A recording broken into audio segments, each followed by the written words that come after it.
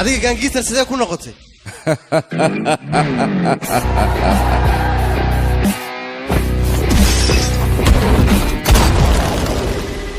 يويا كبليغان دتك كبيه igu yar waxaad arki jirteen amrish buurbar sameysanaay shaarbad dheerdheysanaay tubaakadana gacanta sidaan uga shaloogaayada shacabka oo dhan isaga hoos imaana ay leeyihiin naga raali noqo aniga amrish buurigaas oo kale ma yihi waa kan duwanay gabiyo ma kaftame kabali